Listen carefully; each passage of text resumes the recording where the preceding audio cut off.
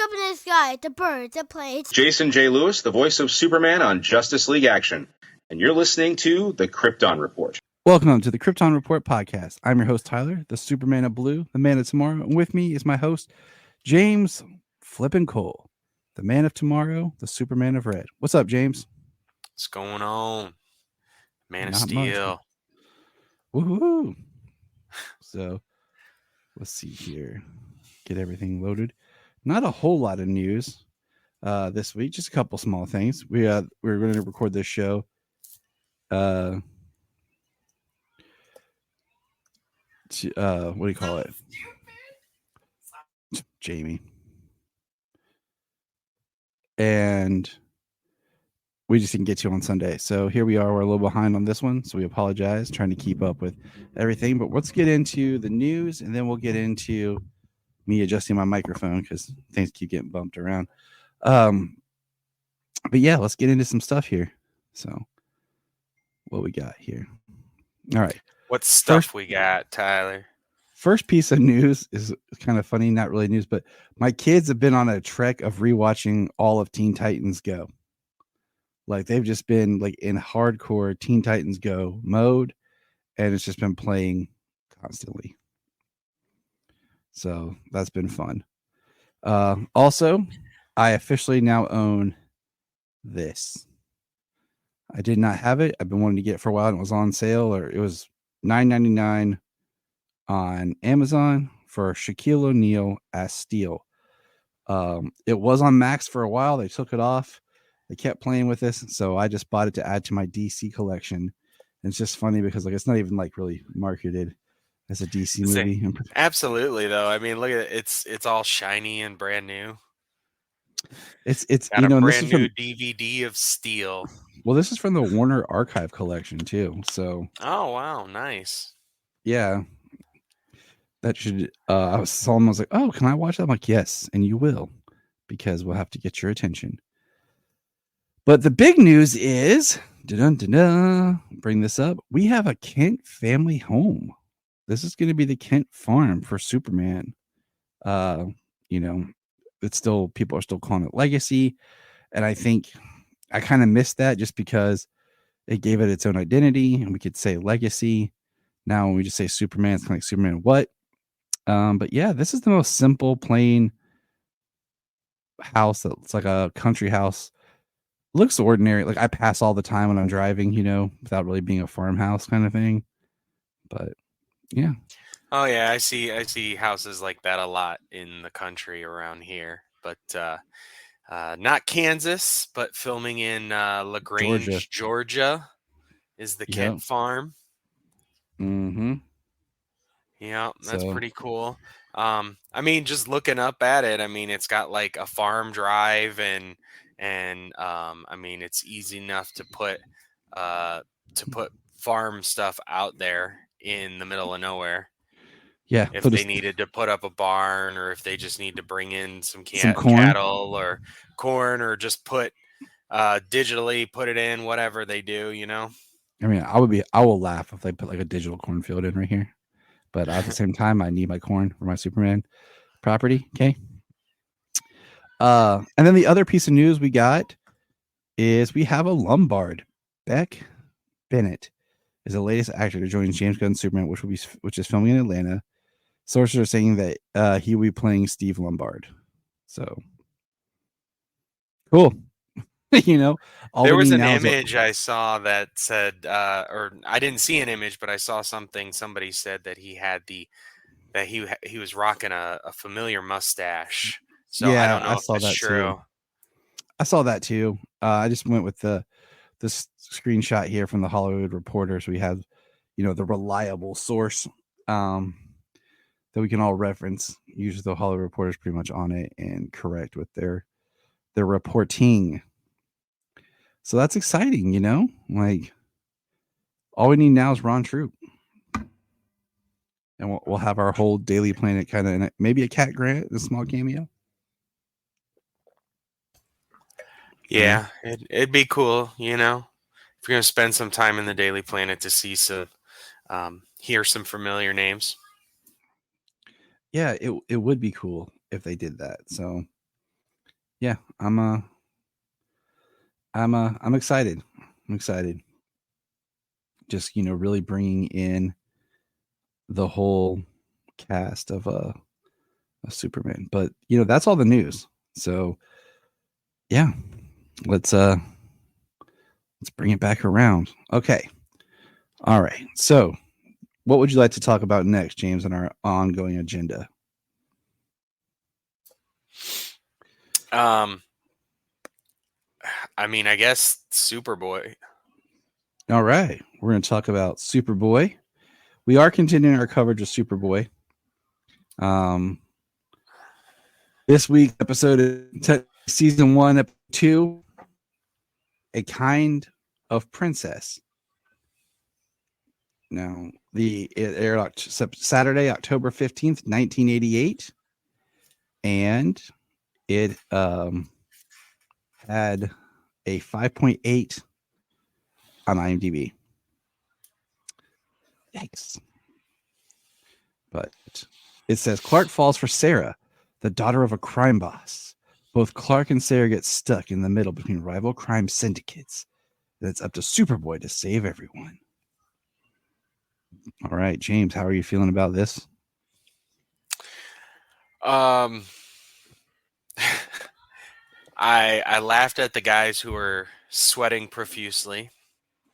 Because they're filming in Florida? Well, I mean, they're in Florida in the 80s. Yeah. I think they're sweating for another reason. But would it happen to be The Wolf of Wall Street? Yeah, very, very much the same type of deal. Yeah.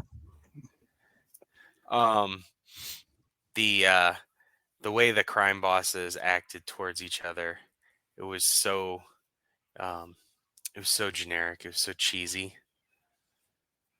I had a good time with it. Of course, Clark would kind of be seeing the daughter of like the biggest crime lord. Yeah, like so, at the beginning we have a car bombing that Clark saves the guy who ends up being the dad of Sarah, and I'm just like, Clark's got a little he's got a little swagger, a little something going on here. Like this Clark I'm actually liking John Newton's Clark a lot. Yeah, I agree. He's definitely he's just himself as a person. He's not so exaggerated in any way, especially like a somewhat clumsy sort of way. Just a regular person talking with his friends, talking with girls, but he still holds back. The way that he left the daughter. I forget her name. After she Sarah, after she like kissed him at the dance, yeah, and then he left her there. My favorite part is, we see him like fly, and we see him use a super breath, saving her. But what do you call? Dang, I can't talk. Using my handy dandy notebook. But I liked how he like was, the security guard guy was all about, like, oh, I got hit in the head, and they took her, and he like uses, his vision to see he doesn't have stitches, no bandage, anything. What do you call it? So I like that. Just I liked him being more investigator in this, and instead of just kind of being there. I don't know what what I'm saying.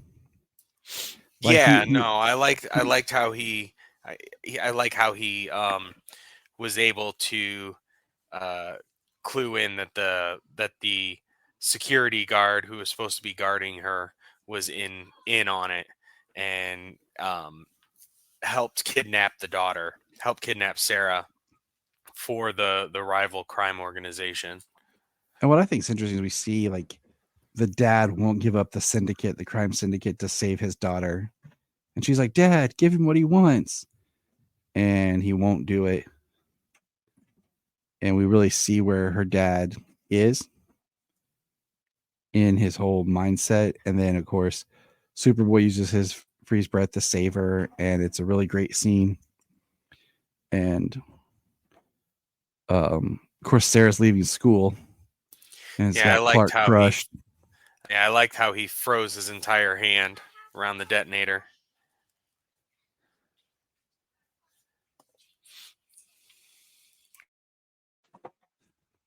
And we have Sarah's leaving, and at the end, Clark and Lana have a really good conversation. And she's like, did you guys ever spend the night together? Ooh, Lana wants to know some details. And he's like, no, Lana. Yeah, we never shared Clark any to more. Spill the tea. We never shared any more than just a passionate kiss. She's like, dum dum dum. All in all, it's a pretty interesting episode.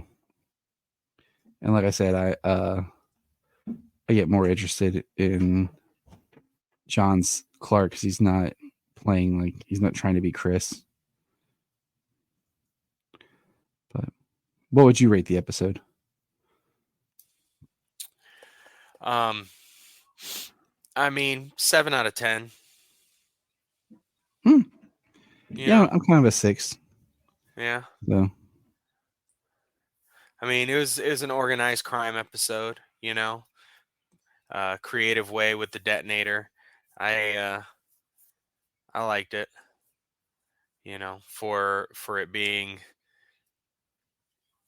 what it is, the show in the late 80s there. Kids are heading out to bed, everybody. So good times. Keep distracting me, children.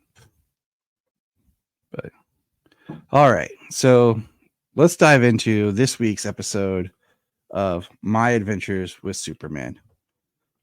And this week's episode was pretty awesome, not gonna lie. It was entitled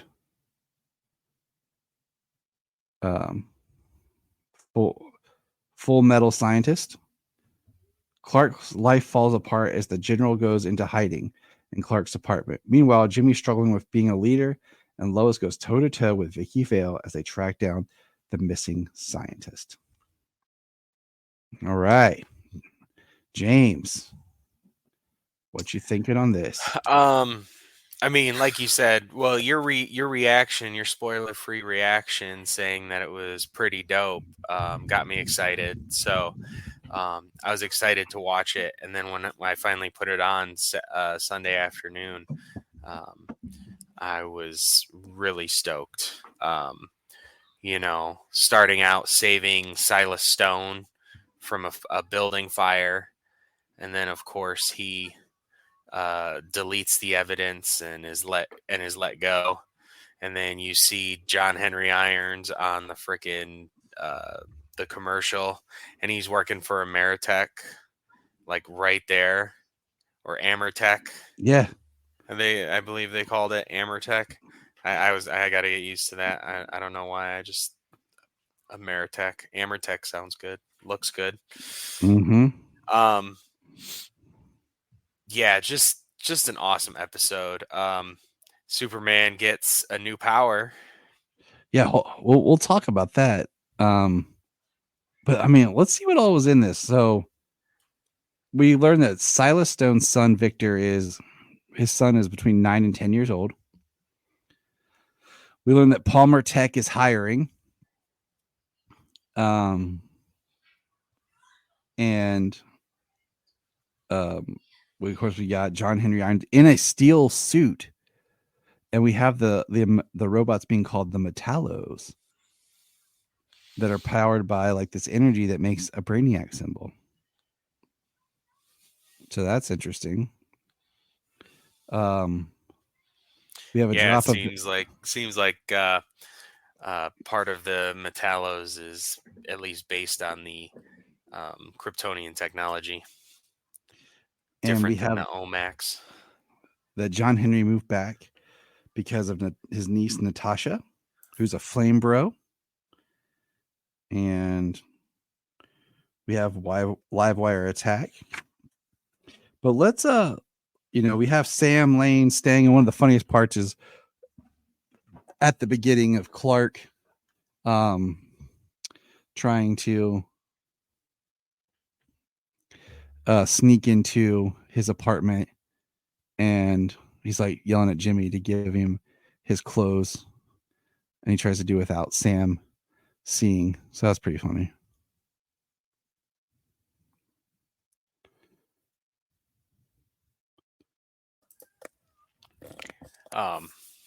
There was so much good, so much fun stuff in this episode. It's probably one of the best episodes just all around in general Just of the series. the way that everything was, the way that all the characters were tied together.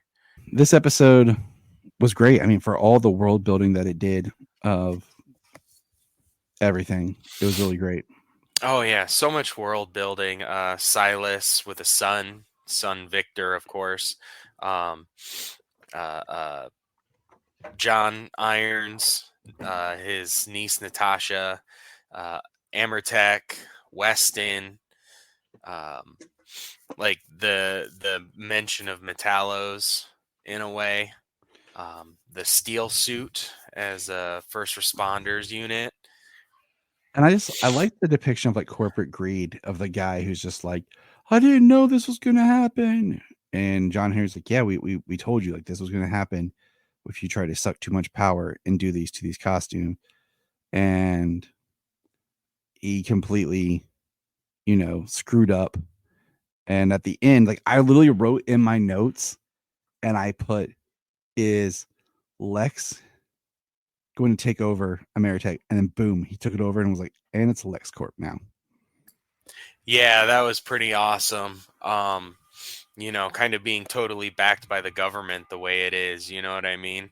Like getting Lex in on the ground floor with some like massive resources and government funding and contracts and things to work with.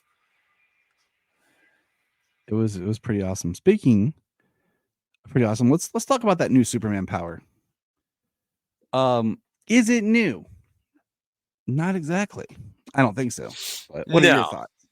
No, I mean it's not new. It's definitely something we've seen before. Something they've mentioned in comics. Something we actually saw in All-Star Superman, the animation adaptation. Thank you, because that's exactly where my head went. The exact same thing. Yeah, he's been said to have a bioelectric aura around him, which like protects his suit, and he can like extend it, and that's why things don't crush when he carries them, fall apart like they normally should. Just some different explanations over the years. But like it's the only real like visual representation we've ever had that I know of is All-Star Superman. And now this, I mean, we've seen him glow blue and things like that before, but this time he actually extended his aura around things. He did it on accident, saving Silas, and then he did it on purpose to contain the fusion reaction before John shut down the towers by smashing the columns. Yeah, it was pretty awesome, and I've seen people online talking about like, what is this? What is this power? And I'm like, what power do they give Superman now? And I'm like, his whole aura thing has been discussed. It's been in comics. It's not that well known, but it is something. So yeah, I thought it was pretty cool. But speaking of pretty cool, I finally got something. Hold on, watch this.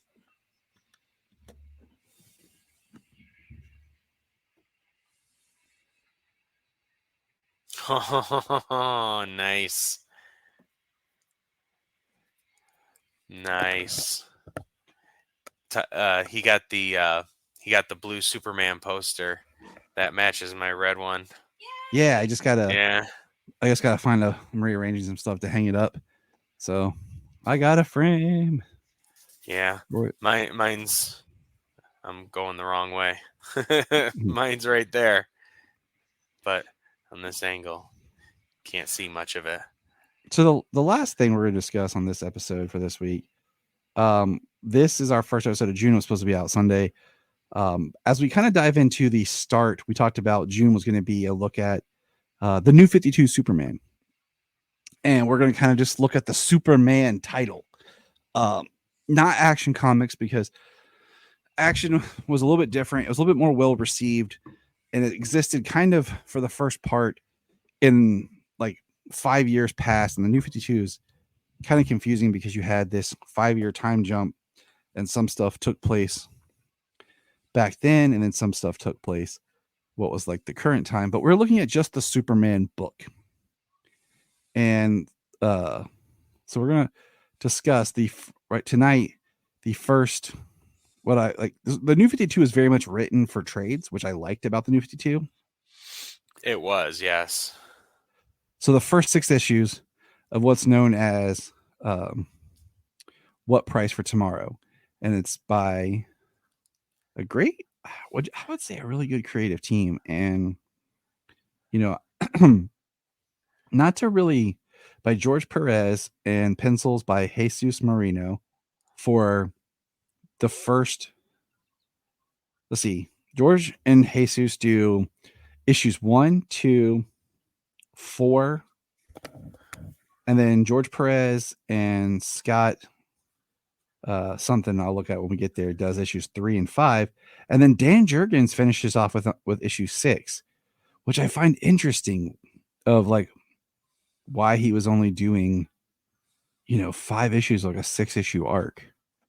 Did something happen? But the first thing I'm gonna start off with is, I remember this image of the New 52 Superman, of him holding up the Daily Planet in the new suit, and be like, okay.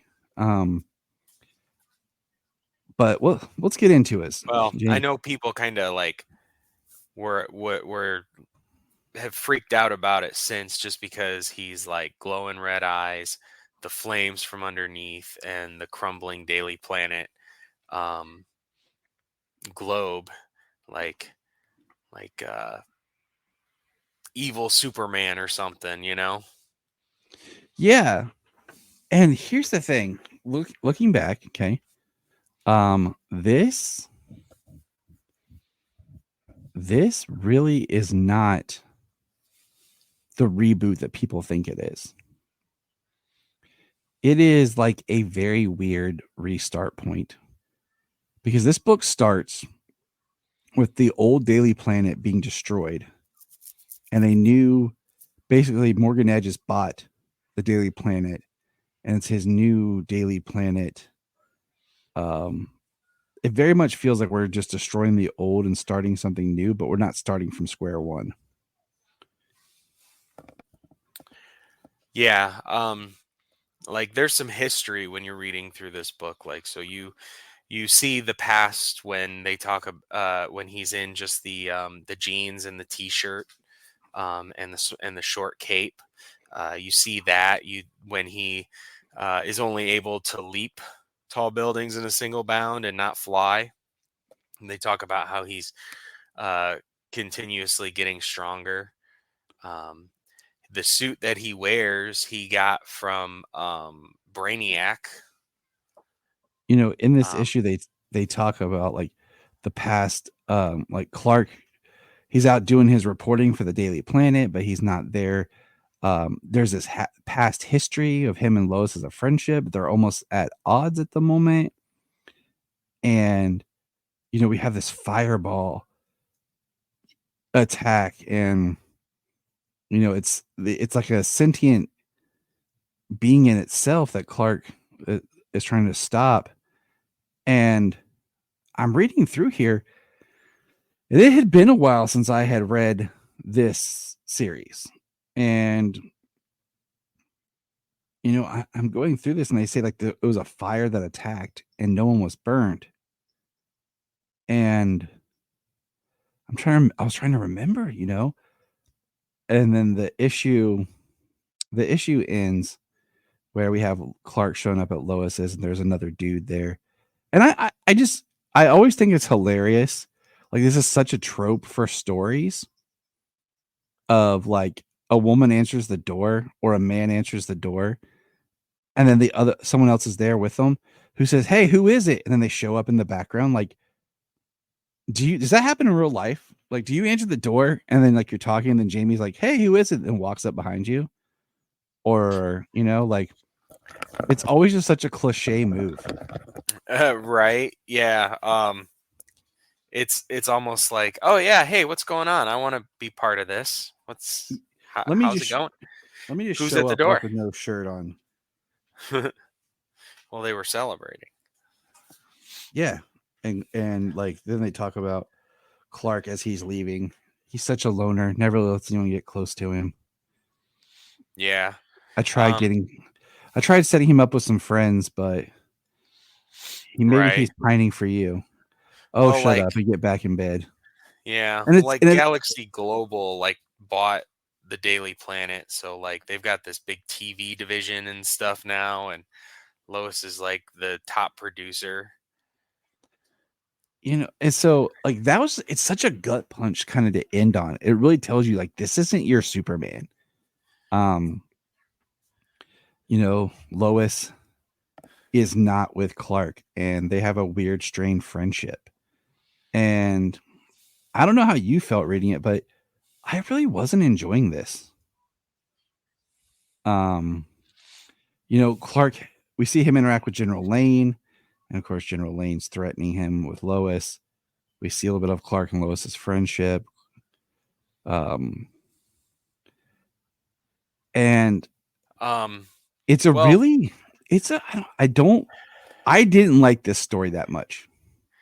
And I just kept thinking to myself, this is how you reboot Superman. This is how you bring him back. And this is the first story you tell where it really doesn't feel like you're being introduced to stuff as well as you're being told what's not the normal anymore. Like, this isn't how it is anymore. We have this. And we have this. And it's like you're stepping into a new chapter instead of starting with Superman #1. It's like I feel like we didn't really start anew. We just kind of continued from another point.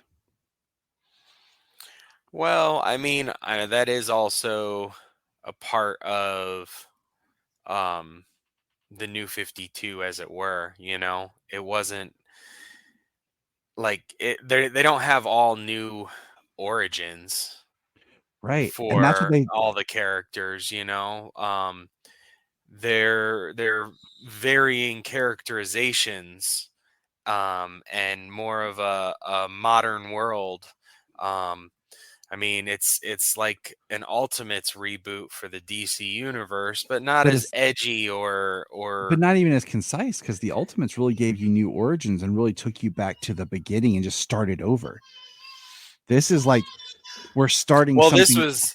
Well, I mean, yeah, it was, but it was supposed to be a continual continuity. Supposed to be the canon moving forward, being able to go back to a younger age for these characters and tell different stories. But that's the thing, they're not.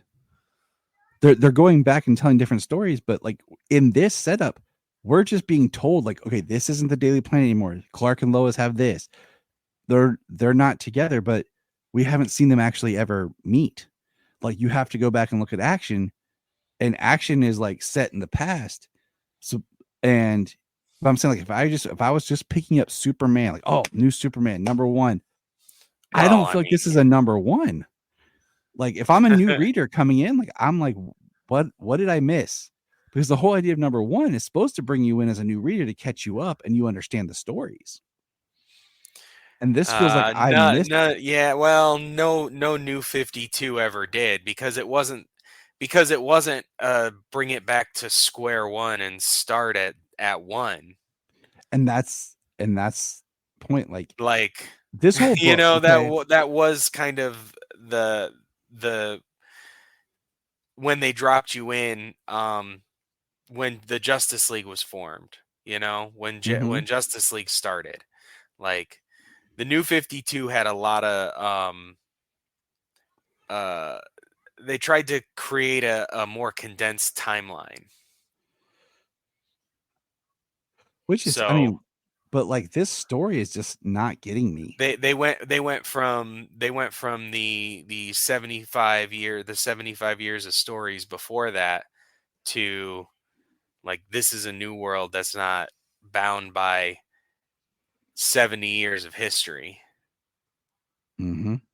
in Yeah. particular, you It's know? not, but I'm saying just reading this story, they keep referencing stuff that I'm like, what is this? Where is this story? Where is this? Right. Instead, So, well, when I kind of started reading again, I started in on the New 52. So when I jumped in, I kind of already had a history with Superman, but I just jumped into the story and I picked up where I went, where it put me in, right. And I you I know, get that. and it That's what I gives you do. this, and it gives you history as you continuously move forward. And I get that. But I'm saying if I'm a new reader and I'm seeing Superman 1 Well, and I'm are you considering like, okay, I mean, so yeah, you're saying a new reader, nobody who knows Superman. I mean, that's hard to say. You have the history of all of that. You don't, you know what I mean? You're still bound by, you know, Clark and Lois are lovers, they're married and all of this stuff. You know what I mean? You still have that. So I mean, I when do. you jump into a number one and you see that they have this friendship that, I But mean, for the most part, as it's a well, friendship just for that's the first established. issue, It's it's established. established, We've yeah. never seen though. But they're not lovers. So But there's we've just never friends though. but we don't even see that. We see them almost as a frenemy. Like They there's talk to tension. each other and he goes right to her apartment, especially late at night. I mean, they're And friends. you just see like there's history, but we're not privileged to any of like the introduction. We're just being, like you said, dropped in. And the whole point of the New 52 was this to bring in new readers. I And I mean, just then you just, I don't know. You got Secret Origins, you got Birthright. I mean, origin stories from the time they're a kid to now. I don't know. It's just an established Superman story. Um, I mean, it's not an origin story, but it is a number one. right. And that's what I'm saying. That's my problem with it. I Is don't know. I'm not looking for an origin story I'm not though. looking for an I'm origin, not. I don't want to know what happens. Like that doesn't. It doesn't get into but that. I want to feel like I'm growing with the character because I don't want to be told like in issue 1, like, oh, we're tearing down the old Daily Planet. Here's the new one. Oh, okay. Well, So there's you don't care about the Daily Planet. You're a new reader. yeah, but I'm You just don't saying care like about the Daily Planet. You do, but a new reader doesn't. so. But I'm like, why not just start with it? So because they're really telling you in the first issue, we're tearing down the past and doing this. So I just really find it unbalanced with what they're trying to convey with this.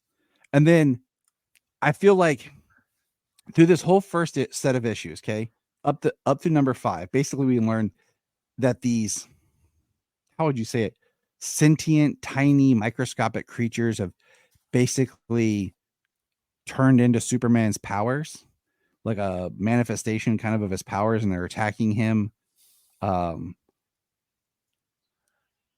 And we realize that these bug-like microscopic creatures have basically replicated Superman. So for some point of time, when do you think it happened? Well, I mean, so it doesn't. So the only thing that it gives you is that it was when he got the suit from Brainiac's ship, and 5 they years ago. were in 5 years ago, and they were in a bottled city. Um, so I'm guessing something got damaged. Yeah, bottle got destroyed, and their microscopic or nanite type civilization attached itself to him, and somehow eventually created these like it's like powers, because it like the fire turns everything to fire, so everything they touch they like replicate on. Yeah. They turn into and become it. It's like it's almost like a parasite, an organism taking over every cell of what it touches. Yeah, it's very weird because let's jump to issue 5. And issue 5 had a panel in it that kept making me go back and forth because we see Superman holding a guy and letting him go. We see Lois saying, "Clark, I know you can hear me. Please pick up your phone." And Superman drops the guy and she yells, "Clark." And I was like, does she know he's Superman? Like, no, she doesn't. That's later. But it just feels like they set that up. And then that you flip the page, so to speak, or click the panel, and we see Superman is in space. And we're like, okay, so Superman's in space. Yeah. Then, well, so like you said, like they replicated him in a way. Like, so they were able to mimic his powers and look like him. But they're like psychic. They are like microscopically keeping him under in space. Like they can't like eliminate him, or they can't take him over as much or as quickly as a human body. But the Lois thing, hollering Clark, like she doesn't have a concrete proof, but there is some sort of shot when he talks about him being in Smallville. Like he blacked out, he couldn't remember something. There is a shot where she does see something. She has something on her computer, and it looks like Superman flying away from the cemetery. Yeah. So I would say at the beginning of issue 5 is where they take over him. Would you say that? Would you agree with that? Yes, I believe that's where it is. And then like it's all this like he's not acting like himself throughout the issue. And then we get to issue 6 and Supergirl shows up and catches the guy that Superman dropped, and they start battling. And there's a lot of people discussing like who this person is, how she can take, the attacks and stuff like that. And she's just wearing a suit. Like she doesn't have like the kind of armor like he has. And then there's like this weird connection when Superman gets hit, the real Superman in space feels it. And then we get more, like you said, the history in this issue of what these creatures are. And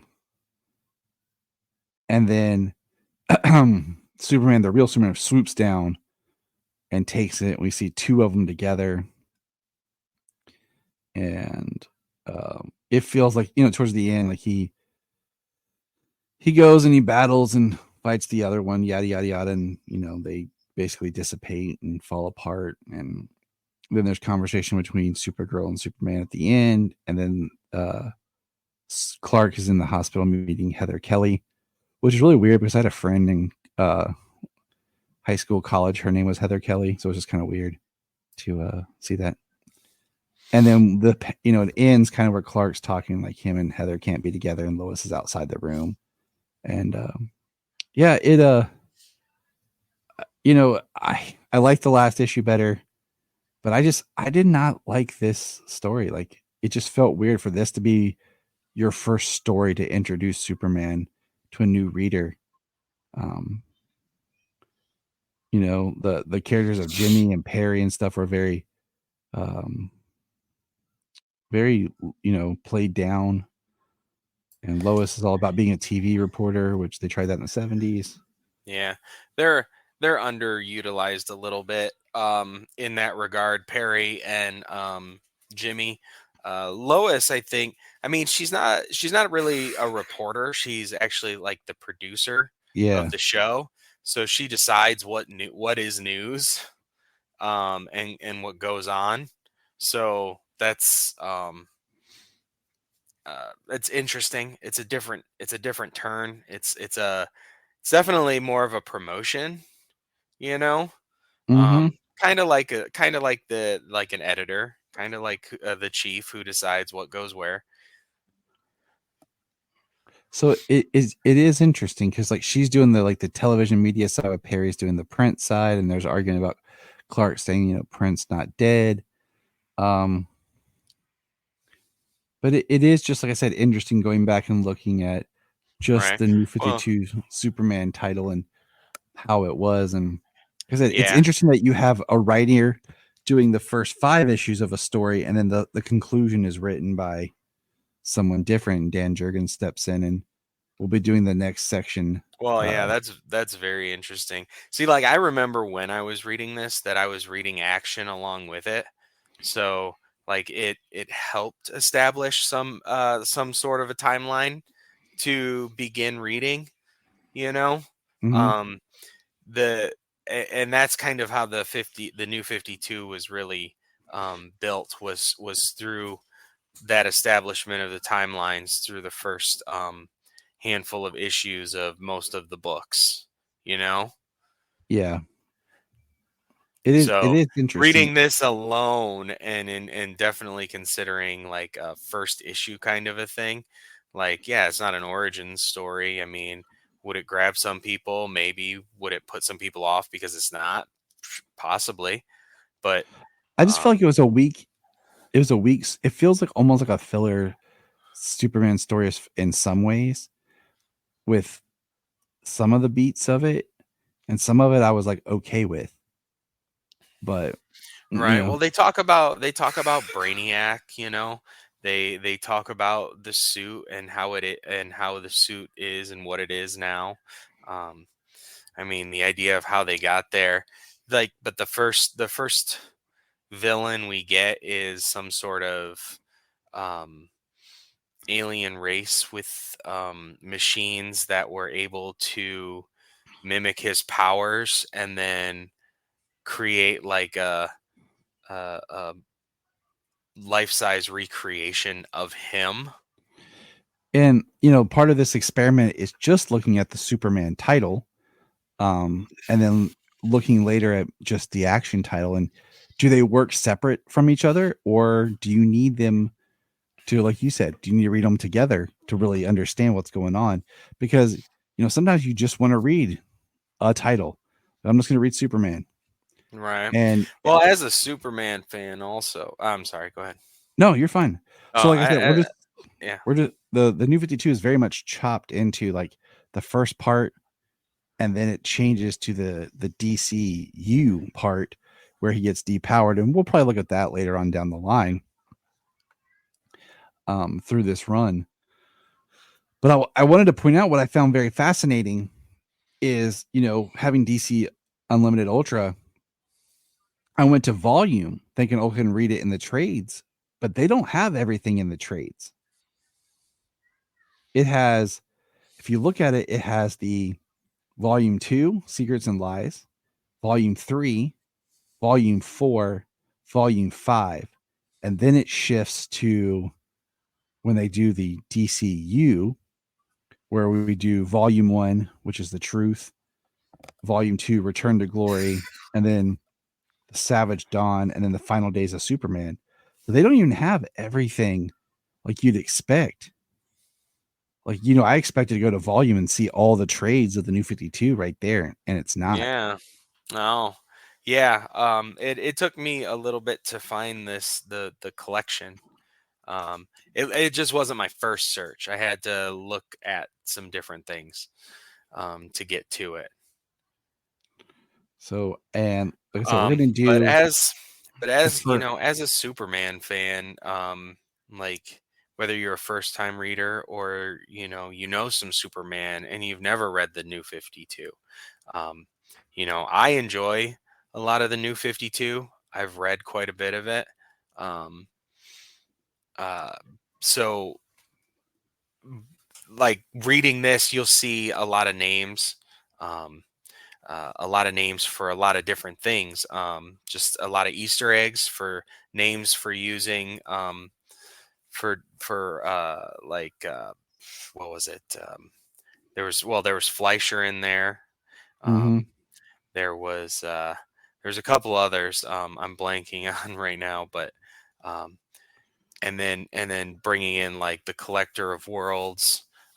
There's different things looming out there. There's other stories, and then just all the Easter eggs are really fun to see and read. So, as a Superman fan, Yeah, I mean it is, and like I said, we're looking at this, through a special kind of set of lenses of does it work, does it hold up, is it something that just like the singular title, does it work, or do you need more than just the singular title? Do you need to be reading everything to enjoy what it is that they're giving us? So it's gonna be our experiment, and I don't know how far we're going to go down this rabbit hole just yet, but I know that June was the month I wanted to kind of look at it and kind of experiment with it. So, but we will get through at least the first 3 volumes this month, maybe the first 4, and then we'll see. But I think the first 3 is what we're going to do, because of volume 4, I think trickles into something that we're going to do in July. But hey, that's it for today's episode. We got a lot of people, out there to save. James got to go fight crime. I do want to say that this weekend, it's the 7th through the 9th, is Superman Celebration in Metropolis, Illinois. Kristen Crooks, Nuclear Man himself, Mark Powell, Brandon Routh, and Bitsy Tulloch will all be there. So I wanted to go, but I made a pact with my wife. We're going next year for my birthday celebration, even though my birthday's in February, for the year of Superman. So yeah, I wish I could go. But that is all. Man, my throat choked. Woo. Let us know your feedback. Give us, on our show notes, kryptonreportpod@gmail.com.